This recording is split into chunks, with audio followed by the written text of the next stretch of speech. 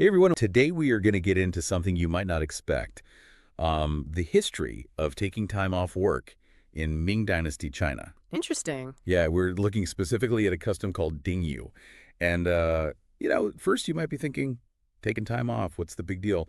But trust me, this custom had some huge implications for the entire political landscape. Yeah, I mean, we're talking power struggles, career maneuvering, all that good stuff. It gets really interesting.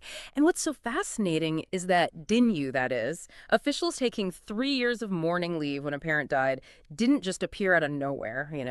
This practice evolved over centuries. And the reasons it became so strict later on, well, they might not be what you'd expect. I am definitely intrigued already. So to get this straight, we're talking Ming Dynasty China government officials, 3 years off for mourning. Wow. Okay, before we get too far into this, can you give us like a super quick Confucianism for Dummies explanation just to set the stage here? Absolutely. So Confucianism is all about filial piety.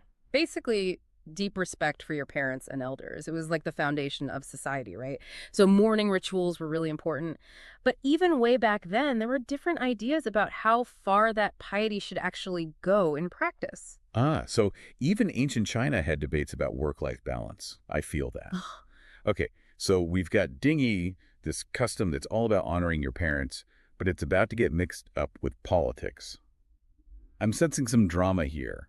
Where do we even begin to unpack this? Well, let's jump right into the thick of it. You mentioned drama before, and our sources actually tell us about this Ming Dynasty prime minister whose whole career was basically put on hold because of Dingyu. Makes you wonder if it was really about honoring parents or if there was something else going on. Okay, hold on a sec. You can't just drop a bombshell like that and not tell us more. Who was this prime minister? What happened? Don't worry, we'll get there. But to really grasp the impact of Dingyu, we need to rewind a bit. Look at how this custom developed over time. Because, believe it or not, it wasn't always a strict rule. Okay, that makes sense. History lesson it is. So if it wasn't always set in stone, how did Dinju even get started? Well, the roots were definitely there in early Confucianism, but even one of Confucius's own students, a guy named Zai Yu, he had some doubts about taking a full 3 years off. He was worried about all sorts of things, neglected duties, messed up rituals, even the economy.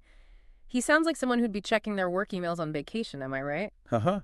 Yeah, I can relate to Zayu. Always connected, even when you're supposed to be off the grid. So if even Confucius's crew wasn't totally on board, who else was pushing back against Dinju? Oh, there's this philosopher, Mozi, and he was totally against it, thought it was bad for the economy, bad for population growth, even bad for national defense. He saw Dinyu as a big drain on resources, basically. Wow, talk about a different perspective. So right from the start, Dinju was causing some serious debate. But wait, I remember you mentioned something earlier that really caught my attention. Something about even the really quote-unquote proper folks being shocked by Dinju. Oh, right. You're talking about the state of Tang? They were known for being like super into rituals and propriety, but even they thought 3 years of mourning was too much. Goes to show how this custom wasn't some universally accepted thing in early China. That is fascinating. So we have this custom. It's controversial right from the beginning. Big names questioning it. But how does it transform from this debated practice into something that can actually derail a prime minister's career? Well, it's a long and winding road, and it takes us through several different dynasties, kind of like a political game of telephone, where the message changes a bit with each passing era. During the Han Dynasty, Dinyu was more of a personal choice, a way for officials to, earn some social points. So less about genuine grief, more about appearances. Some things never change, huh? But I'm guessing things start to shift. You mentioned some rulers were a bit more forceful about Dinyu. You're thinking of the Three Kingdoms period. Sun Quan, the ruler of Wu, he actually banned Dinyu outright. Even threatened the death penalty for anyone who tried to observe it. Pretty extreme approach to bereavement leave, wouldn't you say? Oh, death penalty. That's intense. I'm guessing not everyone just went along with that ban, though, right? You're right about that. There's this great story about Meng Zong, an official who was super known for his filial piety. When his mother died, he totally defied the ban and observed Dinyu anyway. Even turned himself in, ready to face the music. Luckily for him, another official managed to convince Sun Quan to back down. Close call. That Mingzong had some serious courage. So even when it was outlawed, Dinju still held a lot of weight for people, but it still wasn't a system-wide rule yet, right? Not quite. Things started to really solidify during the Wei, Jin, Southern, and Northern dynasties. Dinju became a way for different groups to show off their cultural and political power. The Southern dynasties used it to demonstrate their civilized status, and the Northern Wei adopted it to try and emulate Han Chinese culture. Huh.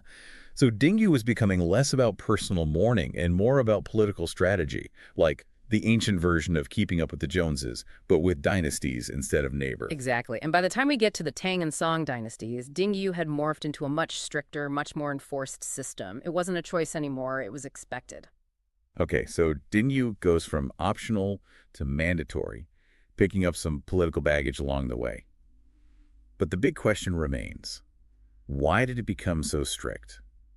Early Confucianism was flexible, and even some super proper people weren't on board with the full 3 years.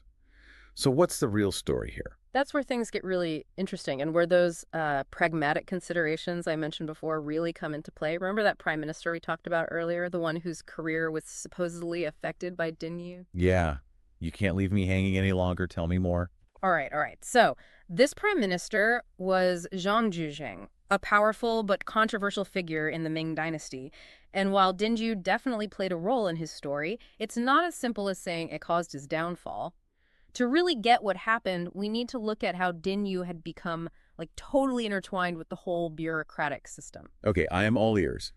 Tell me more about this tangled web of politics in Dingyu. Okay, so picture this: by the Ming dynasty, you have this huge government bureaucracy, right? Tons and tons of qualified people all competing for these like really desirable official positions. So it was like a super competitive job market, but for ancient Chinese bureaucrats. Yeah, exactly. And here's the thing, Dinyu, believe it or not, became a really useful tool for managing this massive workforce. It was kind of like a built-in system for rotating people in and out of office. Hold on, are you saying that forcing people to take 3 years off work was actually a convenient way to open up spots for others? Mm-hmm. Like some kind of ancient bureaucratic game of musical chairs? Yeah, you got it. Instead of having to tell all these ambitious guys, sorry, no positions open right now, they could just say, well, so-and-so is off observing Dingyu for the next 3 years. Your time will come. That's pretty clever. So Dingyu goes from this controversial custom to a handy way to manage the government. But I'm guessing the officials themselves weren't always thrilled about this arrangement. What were their options when faced with Dingyu? Well, they basically had 3 paths they could choose. The first and most honorable was to fully observe the 3 years of mourning. That sounds like a noble choice, but also kind of risky for your career, right? Especially if you've worked so hard to climb that bureaucratic ladder. Oh yeah, it definitely had its downsides. Yeah. You risked losing important connections, missing out on opportunities, and basically having to start from scratch when you came back. Imagine working your way up the corporate ladder for years, only to have to hit the reset button because of Dinyu. Ouch, that's rough. It makes you wonder if anyone actually chose the full 3 years. Were there any other options besides, like, career suicide? Well, some officials went for option number 2. Concealing the mourning, they just keep working as if nothing happened, pretend their parent was still alive. Whoa, that's super sneaky. Not to mention probably really emotionally difficult. Was that even allowed? Definitely not. If you got caught, the consequences were serious. Plus, there was always the risk of being exposed by a rival, someone who wanted your position. The stakes were high. Yeah, talk about a high-pressure work environment. It's like a historical drama waiting to happen. Yeah. Do we have any good stories about officials who tried to pull this off? Oh, absolutely. There's this guy, Li Ding, who is a supporter of the famous reformer Wang Anshi. When his mother died, he tried to keep it a secret so he could keep his position. But he got caught, and it caused a huge scandal. He even tried to say that he didn't know the woman was his real mother. Oh, come on. Not the "she's not my real mom" excuse. That's classic. But seriously, yeah, that backfired big time, didn't it? Yeah, for sure. It just shows that messing with the system, especially when it came to Dinyu, was a really risky move. So we've got the honorable choice, the risky choice.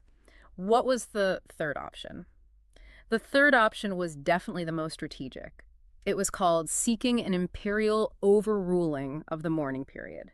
Basically, the emperor could issue a special decree saying, look, we need you back at work. Filial piety is great and all, but your duty to the empire comes first. Ah, the good old needs of the many argument. I bet that was the preferred choice for most ambitious officials. Absolutely. It was a way to save face, keep your career moving forward, and maybe even score some points for putting the empire above your own personal stuff. Talk about a win-win. Okay, so we've got these 3 options. Take the hit, be sneaky, or get a pass from the emperor. But let's circle back to our mysterious prime minister, Zhang Yusheng. Mhm. You said Dinyu was part of his story, but it wasn't so straightforward. Right. Zhang Jusang was a super powerful figure, but he was also really controversial. He had a lot of political enemies, and when his father died, they saw Dingyu as a chance to weaken him. They basically used the custom as a weapon to push their own agendas. Wow, so Dinyu became like a political pawn? That's crazy. Yeah, it really is. And, get this, according to our sources, over half of the Ming Dynasty cabinet ministers who had to deal with Dinyu actually got that imperial overruling. So Zhang Zhuzhang wasn't alone in this. Sounds like getting the emperor to excuse you from Dinyu was pretty common. Exactly. It was those political rivals who made Dingyu into such a big deal for Zhang Duzheng.